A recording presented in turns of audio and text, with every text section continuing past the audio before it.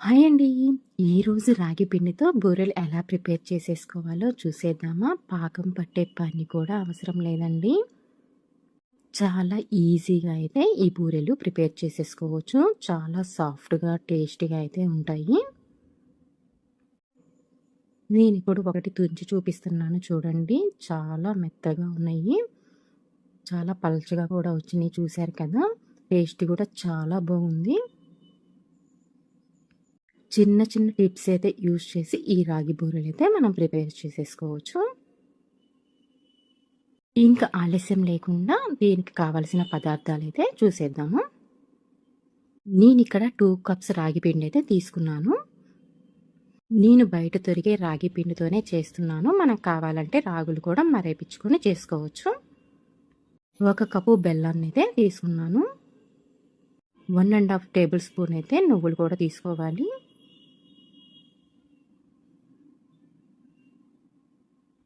2 table spoon అయితే ఎండు కొబ్బరిని తీసుకోవాలి. 4 ఇలాచీలను కూడా తీసుకోవాలి. ఇప్పుడు స్టవ్ వెలిగించుకొని ప్యాన్ పెట్టేసుకొని నువ్వులైతే ఫ్రై చేసుకోవాలి. మంట సిమ్‌లో పెట్టుకొని ఫ్రై చేసుకోవాలి. హైలో పెట్టేసుకొని ఫ్రై చేసుకుంటే నువ్వులైతే త్వరగా మాడిపోతాయి. నువ్వులు వేగటానికి ఎక్కువ టైం కూడా పట్టదండి. త్వరగా అయితే వేగిపోతాయి. చూసారు కదా! ఈ విధంగా చిటపట అంటే నువ్వులైతే వేగిపోయినట్టే. ఇంకా మనం స్టవ్ అయితే ఆపేసేసుకోవాలి. ఇప్పుడు దీంట్లోకి మనం 2 టేబుల్ స్పూన్ అయితే ఎండు కొబ్బరిని యాడ్ చేసుకోవాలి. స్టవ్‌ని ఆపేసుకున్న తర్వాతే ఎండు కొబ్బరిని అయితే వేసుకోవాలి. లేకపోతే ఎండు కొబ్బరి అయితే మాడిపోయే ఛాన్స్ ఉంటుంది. ఈ విధంగా ఎండు కొబ్బరి వేసుకున్నాక ఒకసారి అయితే కలిపేసేసుకొని వేరొక ప్లేట్‌లోకి అయితే ట్రాన్స్‌ఫర్ చేసేసుకోవాలి. ఇప్పుడు అదే ప్యాన్‌లో 1 కప్పు బెల్లాన్ని అయితే వేసుకోవాలి. కొంచెం వాటర్ అయితే యాడ్ చేసేసుకొని ఒకసారి అయితే కలుపుకోవాలి. ఈ బూరెలకి పాకం పట్టే అవసరం లేదు. బెల్లం కరిగితే సరిపోతుంది. కొంతమంది బెల్లం పాకం పట్టడం తెలియక ఇబ్బంది పడుతూ ఉంటారు కదా! అలాంటి వాళ్ళు హ్యాపీగా అయితే ఈ బూరెలు చేసుకోవచ్చు. ఎక్కువ టైం కూడా పట్టదండి. వెంటనే అయిపోయిద్ది. చూసారు కదా! బెల్లం అయితే ఈ విధంగా కరగబెట్టేసేసుకోవాలి. బెల్లం కరిగాక 1, 2 మినిట్స్ అయితే ఈ విధంగా ఉంచేసేసుకొని స్టవ్ ఆపేసేసుకుంటే సరిపోతుంది. ఇంకా పాకం ఏమి రావాల్సిన అవసరం అయితే లేదు.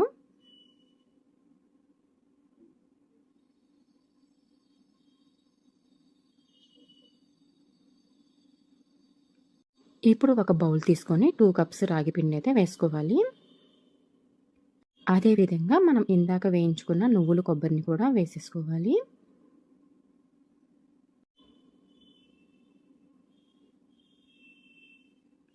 ఇప్పుడు దీంట్లోకి ఇలాచీ పౌడర్‌ని కూడా వేసేసుకోవాలి. కొంచెం సాల్ట్‌ని కూడా వేసేసుకొని ఒకసారి అయితే ఈ విధంగా కలుపుకోవాలి.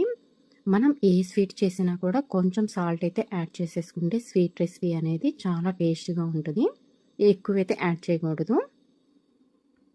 ఇప్పుడు మనం ముందుగా కరగబెట్టేసుకున్న బెల్లాన్ని కూడా ఈ విధంగా స్ట్రెయిన్ చేసేసుకొని ఆ పిండిలో అయితే వేసుకోవాలి.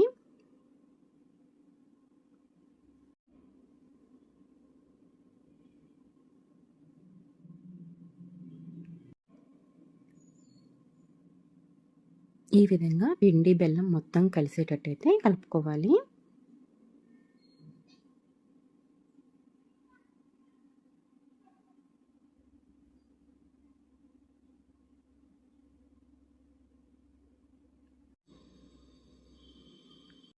ఇప్పుడు దీంట్లోకి కొంచెం కొంచెం వాటర్ అయితే వేసుకుంటాం. చపాతీ పిండి కలుపుకుంటాం కదా! ఆ విధంగా అయితే కలుపుకోవాలి. ఒకేసారి వాటర్ అయితే వేసుకోకూడదు.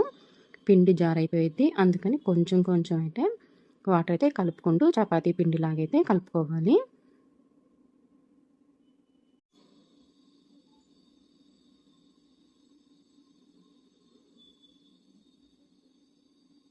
చాలా సాఫ్ట్‌గా కలుపుకోవాలి. చూసారు కదా! ఇప్పుడు నేను వీడియోలో చూపిస్తున్న విధంగా కలుపుకుంటే సరిపోతుంది. ఈ విధంగా సాఫ్ట్‌గా అయితే కలిపేసేసుకోవాలి.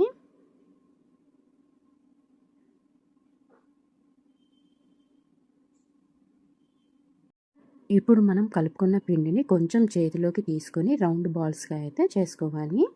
చూసారు కదా! ఇప్పుడు నేను వీడియోలో చూపిస్తున్న విధంగా రౌండ్ బాల్‌గా చేసుకొని చేతి మీద అయితే ఈ విధంగా ప్రెస్ చేసేసుకోవాలి.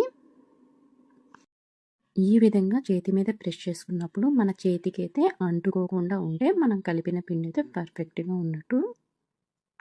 చూసారు కదా, చేతికైతే అంటుకోకుండా మంచిగా అయితే వచ్చింది. నేను ఇక్కడ ఒక బటర్ పేపర్ అయితే తీసుకున్నాను. ఇప్పుడు కొంచెం వాటర్ అయితే ఈ విధంగా అప్లై చేసేసుకుంటున్నాను.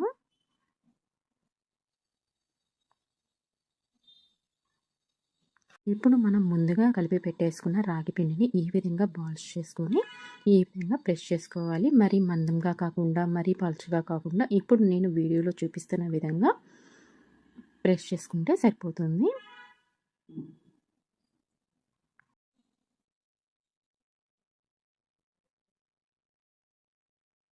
ఇప్పుడు ఆయిల్ కూడా హీట్ అయిపోయింది. మనం నొక్కుకున్న వాటిని ఒక్కొక్కటి ఈ విధంగా అయితే ఆయిల్‌లో వేసేసుకోవాలి.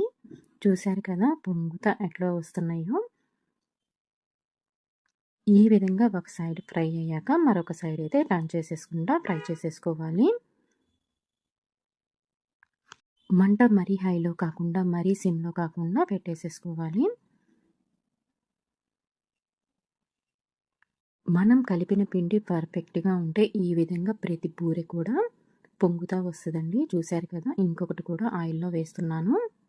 మనం పిండిని పర్ఫెక్ట్‌గా కలిపితే మనం వేసే బూరె ప్రతిదీ కూడా ఈ విధంగానే పొంగిద్ది. టేస్ట్ అయితే చాలా బాగుంది. మీరు కూడా ఒకసారి అయితే ట్రై చేయండి. ఈ వీడియో మీకు నచ్చినట్టయితే please like, share and subscribe to my channel.